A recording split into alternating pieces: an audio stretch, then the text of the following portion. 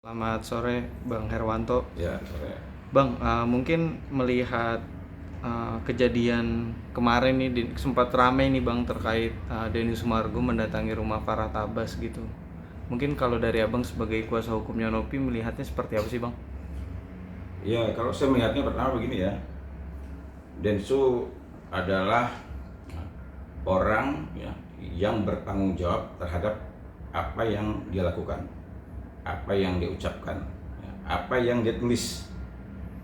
Saya acungkan jempol untuk Bang Denny Sumargo ya, artinya nyalinya, pertanggungjawaban dia sebagai seorang lelaki ya, berani ya, mendatangi langsung rumah orang yang mengatakan akan menghajarnya.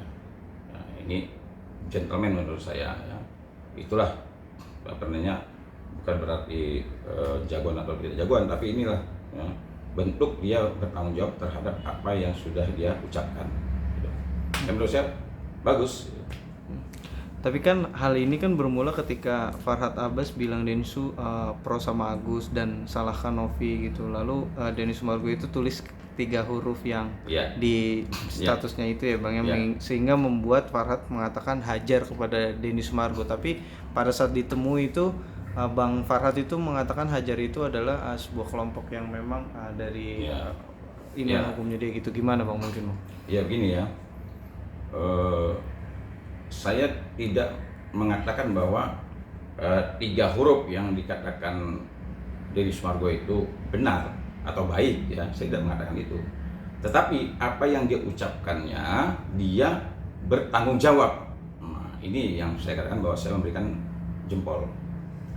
Nah, tapi kalau seandainya ada juga yang menanyakan kepada saya, memangnya abang setuju apa yang disampaikan oleh Bang Denny Sumargo terkait dengan 3 huruf itu ya saya menilai ya dengan sudut pandang yang ada di dalam pikiran saya begini. Kalaulah umpamanya Bang Denny Sumargo itu menuliskan 3 huruf itu ya, ditujukan kepada orang yang mungkin ya orang ini memang bisa menjaga harkat dan martabat profesinya, bisa menjaga kewibawaannya ya, dalam berkomentar juga ya, siapa orangnya, bagaimana komentarnya, bagaimana sikap dan tingkah lakunya ya. Mungkin kalau seandainya komentar seorang ulama, saya yakin Bang Denny Sumargo tidak mungkin mengeluarkan kalimat 3 huruf ya. Kenapa kok Bang Denny Sumargo ini sampai komentarnya 3 huruf? Tentu ya dilihat juga siapa yang orangnya gitu kan. Nah, jadi memangnya Bang Denny Sumargo baru kali ini aja berkomentar atau membuat suatu pernyataan. Kan sering Bang Denny Sumargo itu di podcastnya kayak apa dan sebagainya. Enggak kan, baru kali inilah Bang Denny Sumargo sampai berkomentar 3 huruf tadi kan. Nah, kenapa? Ya karena mungkin dia melihat ya, mungkin pantas dia untuk mengeluarkan kalimat 3 huruf ini kepada orang tersebut. Nah, ini kira-kira begitu pendapat saya. Coba aja kalau seandainya tokoh nasional ya kan, tokoh masyarakat, ulama atau advokat yang kira-kira benar-benar bisa menjaga kewibawaannya, atau umpamanya orang biasa ya, orang biasa nih, orang yang nggak memiliki pangkat dan jabatannya, kalau kalimatnya benar, saya rasa Denny Sumargo juga nggak mungkin mengeluarkan kalimat seperti itu ya. Denny Sumargo itu orang yang berpendidikan, orang cerdas dia. Ya Bang, tapi kan mungkin Denny Sumargo ini kan kenapa bisa sampai mendatangi rumah itu kan karena ada kata-kata Bang Farhat itu sendiri ya. Maksudnya ya dia bicara bahwasanya ya kalau mau ini berhadapannya bukan dengan hukum, tapi ya secara laki-laki gitu, gentleman gitu, beneran berani nggak dia pukul saya gitu sampai gitu. Salut nggak sih Bang sama beliau gitu? Ya salut ya, dia itu kan atlet ya. Nah, dia itu kan istilahnya itu memang olahragawan kan. Ya memang saya salut gitu kan ya, salut. Ya bahkan kalau saya ibaratnya kan sekarang ini kan sudah ada juga tuh kan si A sama ini berseteru naik panggung, naik ring. Ya ibaratnya itu bukan, artinya gini, bukan artinya kita menggunakan cara-cara yang lama, tapi kan cara itu juga digunakan juga kan, artinya legal boleh. Ya kalau semuanya kemarin tuh sepakat bertemu dan ingin ibaratnya benar-benar melampiaskan gitu kan ya, tapi dengan cara yang benar gitu kan. Ya kalau berkelahi di rumah itu saya tidak setuju. Tapi andai kata punya kesepakatan naik ring aja, setuju saya. Ya kan setuju. Ya nggak apa-apa. Kan juga Bang Denny Sumargo juga kan pengen juga dia katanya dihajar kan. Ya saya nggak apa-apa. Silakan tuh hajar Bang Denny Sumargo, tapi hajar dengan cara yang legal. Bagaimana caranya? Naik ring. Ya. Pakai sarung tinju, nggak apa-apa ya. Penyelesaian kan banyak cara penyelesaian dengan damai. Naik ring juga damai kok. Itu kemarin saya lihat apa namanya tuh orang-orang yang naik ring itu kan banyak tuh. Ya. Ini sama ini naik ring, tadi berseteru naik ring. Nah, damai kan setelah naik ring melampiaskan apa namanya ini unek-unek dan sebagainya tetap bersalaman kan. Vicky Prasetyo juga pernah sama si anaknya Deddy Corbuzier kan. Nah, jadi nggak apa-apa, silakan aja kan. Gitu. Setuju saya, intinya setuju dengan sikap dan perbuatan yang dilakukan oleh Bang Denny Sumargo. Saya kasih jempol ya. Karena apa? Ucapan bisa diimbangi dengan nyali ya.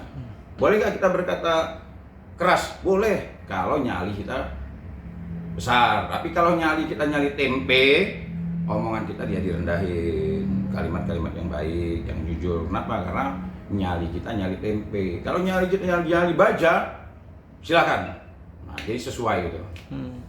Bang, tapi ini yang terbaru nih Bang, Bang Farhat juga kan buat status nih di media sosialnya gitu, berkata bahwa nggak pernah orang Makassar, yang tadi Abang sudah lihat gitu ya, ada salah satu kata-kata yang bilang nggak pernah orang Makassar berani kasar dan hina orang Bugis, apalagi pakai bawa-bawa video dan media. Selama ini dia logat Jakarta, tapi saat konten datang ke rumah gue dia pakai logat Makassar. Orang Makassar itu tidak kasar, tapi orang Makassar itu selalu makasir dan makasih gitu. Gimana Bang menanggapinya Bang? Jadi kan mungkin bisa dikatakan ada tidak kepuasan dari, mungkin tidak terima gitu terkait kemarin didatangi gitu oleh Bang Denny Sumargo itu. Bang Farhat gimana Bang mungkin menanggapinya Bang? Begini ya, kalau seandainya dia mengatakan bahwa orang Makassar itu tidak ada kalimat-kalimat begitu kan, kata siapa ya? Karena pepatah Makassar itu sudah diakui ya. Apa namanya itu kalimatnya itu Sirina Pace ya? Iya. Nah, nggak mungkin dong pepatah itu memang dilahirkan dari Makassar kalau tidak ada seperti itu. Nah, itulah apa namanya menunjukkan artinya kesatria orang Makassar itu, muncullah pepatah itu. Nah, kalau seandainya dia mengatakan seperti itu berarti dia nggak tahu sejarahnya ya, tidak mungkin muncul ujuk-ujuk begitu apa namanya ada pepatah seperti itu kalau tidak menunjukkan bahwa orang Makassar itu memang orang kesatria, berani menghadapi apa namanya ini segala pertarungan ibaratnya dengan maksud mempertahankan harga diri kan gitu. Bang, tapi dia juga berstatement bahwa saya lagi memikirkan untuk mengajarkan si Tai ini untuk lebih rendah hati dan tidak mengulangi lagi perbuatannya dengan cara hukum dengan pasal yang ada dan menjerat jika dia tidak minta maaf terbuka. Jadi intinya Bang Farhat ini ingin supaya Bang Densu ini meminta maaf secara terbuka gitu. Bang setuju nggak Bang dengan hal itu? Kalau saya tidak setuju. Kenapa saya tidak setuju kalau Bang Densu apa namanya ini minta maaf? Kan sekarang pertanyaannya begini, yang perlu apa namanya ini perlunya apa Bang Densu ini minta maaf? Nah kesalahannya di mana? Kalau umpamanya Farhat bisa mengatakan hajar itu adalah apa dia bilang itu kan dibuat kepanjangan sama dia kan? Ya Bang Densu jangan diajarin, orang cerdas itu, dia bikin iklan itu yang nontonnya jutaan, saking cerdasnya. Saya sendiri pernah nonton iklannya Bang Densu itu berulang-ulang. Artinya kecerdasan dia ya, untuk mengungkapkan apa namanya itu inspirasinya dan sebagainya luar biasa. Nah kalau seandainya Bang Farhat bisa menyimpulkan hajar itu artinya begini, nah, pukul tuh hajar begini, Bang Densu dalam waktu 1 detik udah bisa nyebut tuh ya kalimat 3 huruf tuh bisa dibikinnya jadi macam-macam gitu kan. Jadi kalau menurut saya udahlah, apa namanya itu, kita ini berani berbuat, berani bertanggung jawab. Dan juga menurut saya status-status orang yang seperti itu panjang lebar bikin status, ini sebut ya, semua disebut ya. Begini, advokat itu ya dituntut ya berperilaku dan bersikap yang baik ya, yang mampu menjaga harkat dan martabat profesinya dan mampu menunjukkan ya cara berpikir yang baik dan benar ketika dia ya mau mengungkapkan pendapat hukumnya, mau melakukan tindakan-tindakan hukumnya. Nah, kalau seandainya seorang advokat ya tidak mampu berperilaku ya dan bersikap yang baik ya, tidak mampu menunjukkan cara berpikir yang baik dan benar, tidak mampu menunjukkan dalam mengambil keputusan yang baik dan benar, bahkan sebaliknya nih, selalu mengeluarkan pendapat-pendapat yang ya, pro dan kontra muncul, bahkan memunculkan kegaduhan, bahkan selalu memunculkan keresahan masyarakat. Nah, ini ya rasa-rasanya ya, ketika dia mendapatkan kalimat yang tidak menurut dia tidak baik ya, yang sebenarnya menurut kita juga sebenarnya tidak baik juga, tetapi kita melihat juga nih kan, ya melihat juga ibaratnya, oh ternyata kalimat ini disampaikan untuk orang ini. Nah, kira-kira ya nggak salah juga kan. Kita juga kalau seandainya ya memang kotoran tuh, tapi kotoran kalau kita kasih ke sungai dimakan sama ikan. Nah, jadi tergantung kita mau memberikan itu kepada siapa. Kalau kita kasih kotoran kepada kelinci, wow diserang orang kita. Kamu kasih kotoran kepada kucing, divideoin orang, kamu dapat serangan. Coba kamu kasih kotoran kepada ikan lele, wah kasih makan kamu. Nah, jadi kira-kira begitulah ya. Jadi kira-kira Bang Densu ini memberikan kepada sesuatu yang menurut saya ya mungkin perkiraan dia ya pantasnya ya kalimatnya begini gitu. Kalau dari Bang Herwanto sendiri ada saran nggak sih Bang? Mungkin kan kemarin sebenarnya kan udah clear nih ceritanya Bang Densu sudah ke sana, terus clear tiba-tiba nih Bang Farhat buat status lagi. Mungkin ada saran nggak dari Bang Herwanto? Iya, saran saya begini ya, kan beliau ini kan sempat juga dulu karena tweet-tweetnya kan sempat juga ya berhadapan dengan hukum, bahkan sempat juga menjadi tersangka. Nah kemarin akibat juga kalimat dia juga kan, itu kan ada juga, mana berani dia cari-cari saya, kata dia kan. Nah akhirnya dicari, ketemu sama orangnya, ya kan itu kalau saya melihat kan begitu Bang Densu itu datang ke sana ya dengan sikap yang menurut saya cukup kesatria, gentleman. Ya, dia bahkan sempat digertak itu pada saat dia masuk, enggak mempan juga, sempat dia masuk juga, kan kita lihat di situ kan mana yang full power, mana yang low bet, nah kan kelihatan.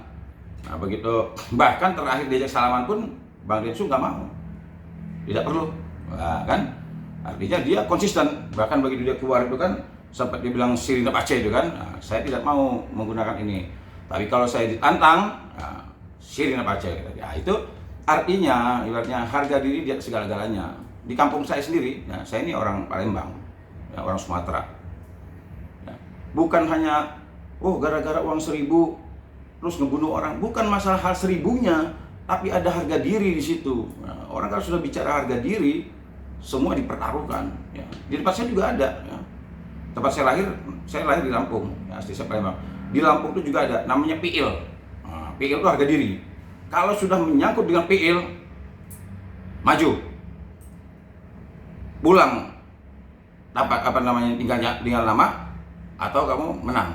Nah ini semua daerah itu punya, semua daerah itu punya pahlawan-pahlawan yang mereka itu memiliki jiwa kesatria dalam mempertahankan harga dirinya. Cuma saran saya ya, putar balik kembali ke jalan yang benar. Ya agar apa ya? Kan kita selalu tahu lah, mulutmu harimaumu. Dan sebagai sesama rekan sejawat ya, sesama advokat, jaga kehormatan profesi, jaga harkat dan martabat profesi ya. Tadinya profesi advokat ini sudah mulai dilulukan masyarakat. Kenapa? Karena ada peristiwa yang di Cirebon, para advokat berjuang dalam rangka menegakkan keadilan, tetapi sangat disayangkan ada juga advokat-advokat yang benar ya, benar-benar tidak menjaga harkat dan martabat seorang advokat. Bahkan sering dipermalukan, sering dikomentari yang hal negatif. Udahlah, menurut saya udah gini, ambil wudhu ya, sholat, minta petunjuk, kembali ke jalan yang benar. Bang, tapi kan ini mungkin kasusnya si Agus dan Novi ini kan kayaknya makin melebar kemana-mana gitu ya. Terus juga Bang Farhat kemarin mensomasi Bang Pablo Benua gitu-gitu. Terus ada salah satu pengacara dari timnya Bang Jai juga keluar dari timnya gitu. Mungkin gimana Bang menanggapinya Bang? Ya memang kalau seorang advokat ya, dia tidak memegang teguh ya, sumpah profesinya, tidak memegang teguh kode etik ya, berpotensi perkara yang ditanganinya itu bukan selesai, bahkan dari perkara satu muncullah perkara-perkara baru berikutnya. Contohnya ya seperti ini ya, yang tadinya awal hanya donasi uang, hanya perdebatan antara apakah ini digunakan untuk pengobatan berada di tangan Agus atau pengobatan ini berada di yayasan. Ini aja kan masalahnya kan. Nah, yang berawal dari ada keterbukaan Agus terhadap mutakhir rekening. Itu aja kan masalahnya kan. Nah, begitu di pertemuan sama di podcastnya Bang Densu kan clear loh. Salam udahlah. Begitu muncul ya, advokat. Nah, inilah kita tidak tahu nih ya, apa yang disampaikan, apa yang dibicarakan dan sebagainya. Tiba-tiba Agus ya seperti seolah-olah tidak butuh uang, harga diri kata dia kan. Apa uang? Tidak butuh lagi uang, nah, harga diri. Berlanjut ke laporan polisi, berlanjut lagi semuanya, tambah lagi ada pengacara ini yang ngomong narkoboy ya, yang ini segala macam. Nah inilah saya bilang kan, advokat ya, kita ini semua harus mampu menjaga harkat dan martabat dan fokus terhadap perkara yang sedang ditangani. Apa perkara yang sedang ditangani? Uang donasi, siapa kira-kira yang yang berhak menguasai, bagaimana tata cara agar Agus bisa sembuh. Itu aja, fokus aja di situ. Karena apa? Klien kita butuh pengobatan dan untuk penyembuhan, tidak perlu melebar-melebar. Sekarang kan benar, tambah ini tambah perkara, tambah ini tambah perkara. Nah sekarang kalau Pablo Benua dia mengomentari ya, sepanjang dia orang hukum atau dia bisa mempertanggungjawabkan pernyataan hukumnya, silakan ya. Yang penting jangan sampai timbul keonaran, kegaduhan, atau dia bersikap netral ya. Silakan aja. Bukan hanya Pablo, siapapun advokat-advokat atau orang-orang yang memiliki keilmuan sesuai dengan permasalahan ini silakan, sepanjang tidak menimbulkan kegaduhan. Saya juga sering diminta pendapat, tapi pendapat biasanya pendapat hukum yang saya berikan. Nah kalau di luar daripada itu saya nggak pernah ya, andapun saya memberikan pendapat nggak tentang mungkin ya tentang yang saya ketahui lah, pengetahuan Islam ya dikit-dikit, kalaupun itu pun saya tahu, kalaupun tahu tentang apa, olahraga, karena saya buka gym olahraga. Nah, jadi siapa saja boleh berkomentar. Cuma permasalahannya ketika orang berkomentar somasi mau ini terus bongkar-bongkar masa lalunya, diungkap ini, ungkap itu, ini adalah kesalahan. Ini yang maksud saya begitu. Ya maksud saya jangan seperti anak kecil, ya, jangan seperti anak kecil ketika tidak setuju dengan ini, dengan pernyataan orang ini langsung dihajar, dicari masalah-masalahnya semuanya. Yang ini dibuka. Nah ini yang menurut saya akhirnya apa? Kasihan masyarakat yang tadinya harus mendapatkan pengetahuan tentang hukum, bahwa oh benar nggak ya donasi begini, kasih pemahaman kepada masyarakat. Ya, kalau saya pribadi jujur, ya, saya pastikan setiap komentar saya yang saya upload ke media sosial, saya pastikan orang yang mendengar pernyataan saya pastikan ketika dia mendengar, selesai mendengar, dia mendapatkan pengetahuan tentang hukum, bukan justru menimbulkan kebencian ya, apalagi menimbulkan kegaduhan, saya pastikan seperti itu. Kalau seandainya kita ya orang-orang ya yang paham tentang hukum, yang paham tentang ilmu sosial, politik, semua ilmu ya, ya. Kalau semuanya kita ini benar-benar menginginkan memberikan pendidikan, ya, pengetahuan tentang ilmu yang baik dan benar, saya rasa nggak mungkin gaduh. Kan gaduh ini kalau muncul ada kepentingan masing-masing sendiri, ya, ada yang pansos, ada yang ini dan sebagainya. Ya. Terus juga ada yang mengatakan saya sudah terkenal, tidak perlu pansos. Kata siapa orang sudah terkenal tidak perlu pansos? Ya. Untuk menjadi orang terkenal itu gampang, tinggal aja buat hal-hal yang aneh terkenal. Tapi ya mempertahankan eksistensi di dunia entertain ini sulit. Nah, sehingga banyak kok orang yang sudah terkenal dia tetap melakukan hal-hal yang bisa membuat ya artinya dia tetap eksis. Ya, contohnya banyak lah, saya tidak perlu sebut namanya. Jadi jangan mengatakan bahwa saya sudah terkenal tidak perlu pansos. Ya, atas siapa bos? Jadi banyak lah. Jadi kalau ada yang berkomentar tidak sesuai dengan apa namanya ini faktanya, ada yang pelin-pelan, itu kan apa kalau bukan pansos? Oke, Bang, ini kan terbarunya pengobatan Agus ini tidak bisa dilakukan oleh menggunakan BPJS ya Bang, dikarenakan oleh peraturan Perpres nomor 5 tahun 2024. Sesuatu yang terjadi pada Agus itu disebabkan karena penganiayaan, jadi tidak ditanggung oleh BPJS. Ya, gitu gimana Bang mungkin? Sejak awal kan ketika Nopi ini yayasan ya, Nopi ini dihubungi oleh pihak Agus, itu kan keluhannya memang awalnya itu kan memang karena apa? Karena penanganan BPJS ini kan berbeda dengan pelayanan umum. Nah, inilah yang dikeluhkan awal. Nah, sehingga Nopi selaku ketua yayasan mencarilah bagaimana agar supaya Agus ini bisa mendapatkan pengobatan umum ya, kalau perlu yang VIP. Nah, agar apa? Memang perlu ekstra nih, karena dia luar biasa ini apa namanya penderitaannya kan, matanya ini. Itulah awal-awal mulai Nopi menghubungi kan, dia bahkan beberapa dihubungi kan, sepertinya kayak Asanti juga dihubungin, ini dihubungin, semua dihubungin kan. Nah, dapatlah Bang Denny Sumargo. Nah, barulah mereka berada di podcastnya Denny Sumargo. Itu kan tujuannya begitu. Nah, cuman sangat disayangkan ya ketika masyarakat ya para donatur ternyata simpatinya luar biasa terkait dengan apa yang dialami oleh Agus. Dalam waktu singkat terkumpullah uang 1 miliar lebih.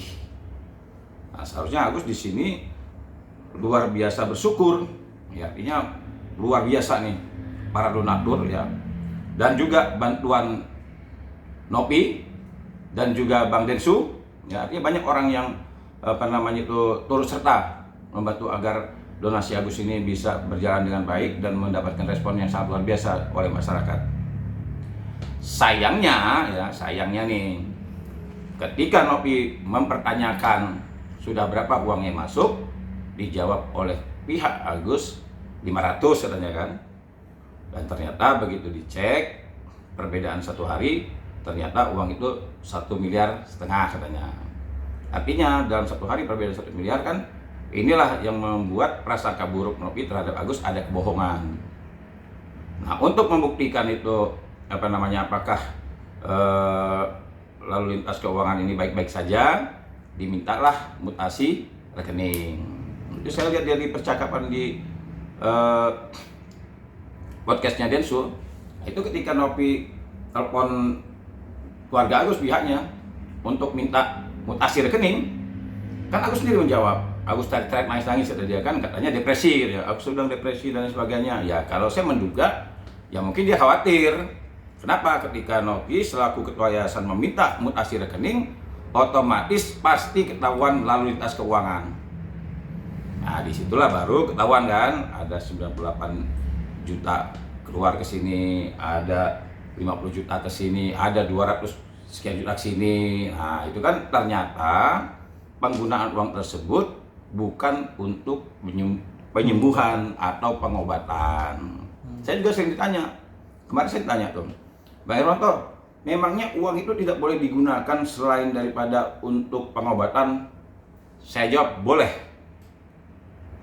Sepanjang biaya-biaya yang timbul itu bertujuan untuk penyembuhan, menunjang penyembuhan. Contohnya, Agus dari rumah ke rumah sakit naik Grab nggak?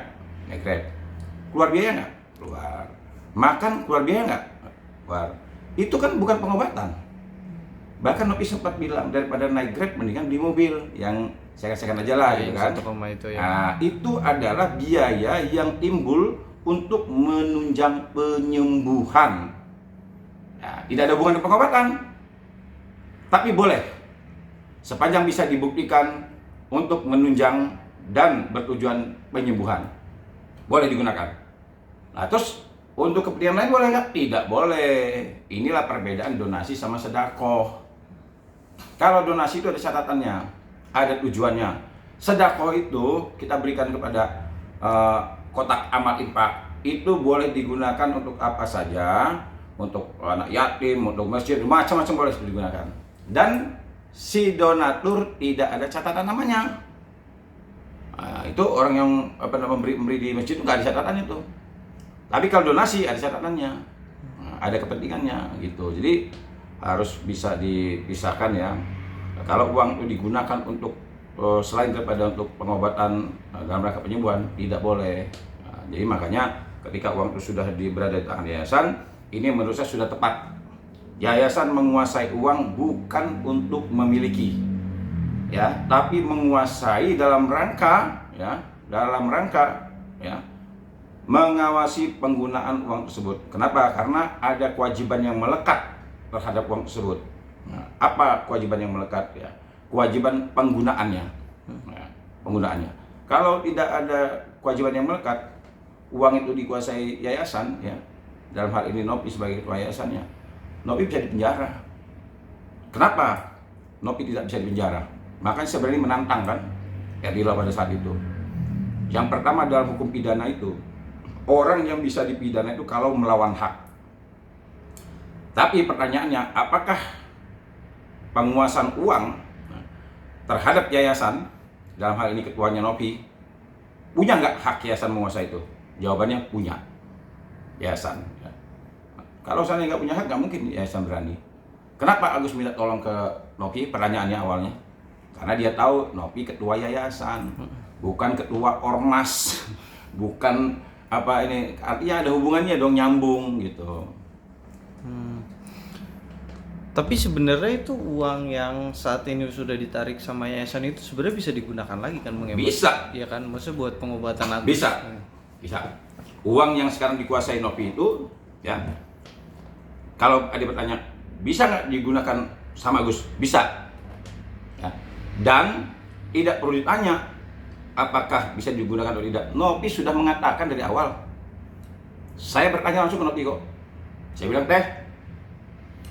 Teh masih kesel nggak sama Agus? Apa jawaban dari Nopi? Saya nggak kesel Bang sama Agus.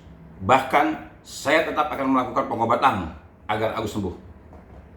Ya, jadi dia bilang begitu. Artinya Nopi tidak perlu ditanya, tidak perlu diminta. Sepanjang memang diperlukan untuk pengobatan dalam rangka penyembuhan, pasti dikasih. Tapi ya, saya garis bawah ini. Agus ini sudah menyatakan dia tidak perlu uang. Dia sekarang perlu mempertahankan harga dirinya. Menurut saya sudahlah, tidak perlu bahas masalah uang lagi, sudah clear. Bahkan saya sudah menyampaikan ke Nopi kok. Ya, saya bilang, ya, Nopi, ya, di aturan yayasan itu, yayasan boleh mengelola uang untuk melakukan kegiatan-kegiatan terkait dengan sosial dan kemanusiaan. Jadi kalau ada uang di rekening yayasan, sepanjang uang itu digunakan untuk kepentingan kegiatan sosial dan kegiatan kemanusiaan, silakan. Nanti Nopi pertanggungjawaban ke dinas, silakan. Jangan ragu, jangan takut. Ya. Apalagi sekarang sudah muncul petisi memperkuat bahwa yayasan yang dipimpin oleh Nopi berhak mengelola uang tersebut digunakan untuk apa saja, yang penting terkait dengan kegiatan sosial dan kemanusiaan. Atau mungkin ya banyak orang juga yang butuh bantuan kan. Ya, menurut saya jangan ragu, Nopi, silakan lakukan sesuai dengan kewenangan dan fungsinya. Bang, ini kan terbaru pengacara Agus juga minta agar Novi mau merendahkan egonya demi duduk bareng dengan Agus, karena pengobatan Agus kan juga tidak bisa pakai BPJS gitu, makanya donasinya minta segera diselesaikan dengan duduk bersama gitu. Setuju nggak Bang dengan hal itu? Kata siapa itu? Kata pengacaranya Agus, Bang Krisnamurti. Ya sebenarnya Krisnamurti tanya sama rekannya dong, sama Farhat, atau tanya sama Agus, jangan tanya sama Nopi, karena yang melakukan tindakan hukum itu siapa? Yang masuk ke arena hukum itu siapa? Ya kan? Ya kalau saya sebagai istilahnya penasihat hukumnya Novi gitu kan, bumi tak menolak hujan. Ya artinya kami ini menerima semuanya. Mau hujannya gerimis, kami terima. Mau hujannya deras, kami terima. Ya. Mau banjir pun kami hadapi. Jadi bumi tak akan menolak hujan. Jadi kita terima apapun. Nah, cuma ya jangan sampaikan kalimat seperti itu. Harus berkaca dong. Kalau mau duduk bersama, kenapa ke Polda Metro Jaya, Bos? Nah, kalau duduk bersama jangan ke Polda Metro Jaya. Duduk di sini, duduk bersama kan ngobrol. Kalau ke Polda Metro Jaya mau ngapain? Nah, gitu. Nopi sudah dilaporkan di Polda Metro Jaya aja, Nopi masih mau melakukan pengobatan untuk penyembuhan, ya. Nopi ini ya, saya tegaskan, ya, sulit menemui orang seperti Nopi. Kenapa? Dia mantan seorang pramugari, orangnya cantik, ngomongnya lembut, kegiatannya kegiatan kemanusiaan. Dari berada di tempat sesuatu yang mewah, yang wah, ya, pramugari, tapi dia berani memutuskan untuk terjun ke dunia penggiat kemanusiaan dan bersentuhan dengan orang-orang, mohon maaf nih ya, bersentuhan langsung dengan orang-orang yang, mohon maaf nih ya, sekali lagi mohon maaf nih, orang-orang yang kotor, orang-orang pinggir jalan, ODGJ, orang-orang berpenyakitan, orang-orang yang macam-macam, masuk ke rumah orang yang kumuh. Segala sesuatu dia lakukan. Tidak mudah. Saya sendiri jujur ya, untuk melakukan hal seperti yang Nopi lakukan, mungkin saya belum mampu ya. Ke sini ke sana, masuk rumah orang yang mungkin yang menurut kita ibaratnya nggak layak gitu kan. Tapi Nopi berani lakukan hal seperti itu setelah dia memutuskan profesi yang menurut saya ya, yang luar biasa mewah lah, seorang pramugari ya, di pesawat terus ya, ke terbang sana terbang sini dan sebagainya. Tapi dia putuskan kalau Nopi tidak memiliki jiwa ya sosial yang tinggi, tidak memiliki jiwa kemanusiaan yang tinggi, tidak mungkin hal ini bisa dilakukan sama Nopi sampai sejauh ini. Nah, jadi tolong bagi orang-orang ya yang bisa menilai Nopi itu begini, lihat aja faktanya, tidak perlu bercerita. Nah, jadi kalau mau lihat Nopi, lihat aja sejarahnya bagaimana, dituduh pengguna narkoba, dituduh ini segala macam, santai aja dia, ngomongnya lembut, bahasanya enak. Ya, orang kalau sudah terjun ke dunia penggiat sosial, penggiat kemanusiaan, udahlah, ya. Ini orang ibaratnya jiwanya benar-benar jiwa sosialnya tinggi. Bang, mungkin pesan dong Bang buat Farhat Abbas dan tim juga, dan untuk Agus juga mungkin ada pesan nggak dari Abang sebagai kuasa hukumnya? Ya, saya berulang kali mengatakan begini ya, kalau nanti pada akhirnya nanti ya Agus ternyata ujungnya tidak mendapatkan pengobatan ya, tidak sembuh ya, walaupun saya dengar kawan sudah bisa melihat dikit ya, terutama kemarin saya dia lihat uang tuh udah bisa melihat, ya syukur alhamdulillah ya. Tetapi ya andai kata pada akhir nanti Agus ini tidak mendapatkan pelayanan kesehatan yang baik atau pengobatan yang baik, sementara ada uang yang sudah nongkrong nih, sudah ada uang yang parkir 1,3 miliar yang dapat digunakan untuk kepentingan kesehatannya ya. Saya dengan sangat terpaksa mengatakan, ya saya rasa yang bisa kita salahkan adalah orang-orang sekelilingnya. Walaupun juga ada kesalahan Agus ya, Agus kan sudah dewasa. Artinya walaupun ada bisikan ini, bisikan itu, bisikan ini, bisikan itu, Agus harusnya tahu apa yang harus dia lakukan sekarang terkait dengan permasalahan yang dihadapi. Agus harusnya banyak belajar ya, bahwa Agus dan keluarga sudah gagal membangun kepercayaan yang didasari dengan kejujuran. Andai kata Agus dan keluarganya kemarin mampu membangun kepercayaan yang didasari dengan kejujuran, mampu menghilangkan prasangka-prasangka buruk masyarakat terhadap Agus, ya, mampu menghilangkan prasangka buruk ketua yayasan terhadap Agus, saya yakin hal ini tidak mungkin terjadi.